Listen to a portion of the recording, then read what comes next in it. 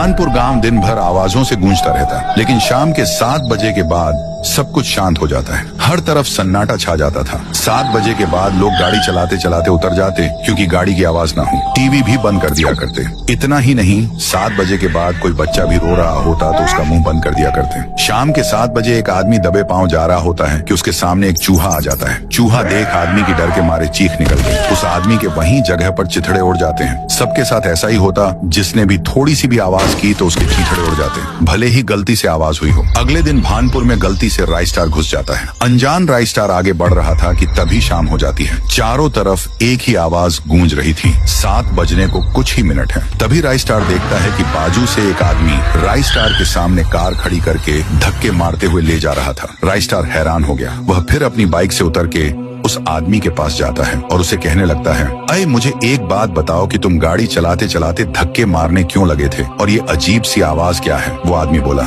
तुम्हें मरना नहीं है तो अपना मुंह बंद रखो। 7 बजने को 2 मिनट ही रह गए, बस तुम दूसरे गांव के लगते हो। चलो मेरे घर में, पर जरा सी भी आवाज मत करना। उसके बाद राइस स्टार उस आदमी के पीछे उसके घर चला जाता है। वह राइस स्टार को चुप रहने का इशारा कर रहा था। राइस स्टार को चुप रहने के अलावा कोई रास्ता नहीं था। अगली सुबह राइस स्टार उस आदमी को गुस्से से कहता है, देखो तुम जो कोई भी हो, पर तुम मुझे 7 बजने के बाद बोलने क्यों नहीं दे रहे थे, और न ही कोई आवाज करने दे रहे थे? पर क्यों, बताओ जल्दी। आदमी बोला, अरे तुम्हें क्या बताऊं भाई, हमारी जिंदगी 7 बजे के बाद नर्क में बदल जाती है। जो कोई भी आवाज करता है तो उसके बदन के 4 टुकड़े हो जाते हैं। हर शाम 7 बजे किसी न किसी की मौत होना निश्चित है। इसलिए तो मैं तुम्हें बार बार कह रहा था कि आवाज मत करो। इस आदमी की बात सुनकर राइस स्टार के रोंगटे खड़े हो गए। पर राइस स्टार ये जानना चाहता था कि ऐसा कौन कर रहा है। इसलिए राइस स्टार हर घर के ऊपर बड़े बड़े तेज आवाज करने वाले स्पीकर लगाने लगता है। गांव में 7 बज जाते हैं और राइस स्टार ने लगाए हुए स्पीकर भी अपना कारनामा शुरू कर देते हैं। तभी अचानक से एक चुड़ैल बहुत तेज गुस्से में गांव में उतर जाती है। नहीं छोड़ूंगी, नहीं छोड़ूंगी, किसको मारूं, कैसे मारूं, बंद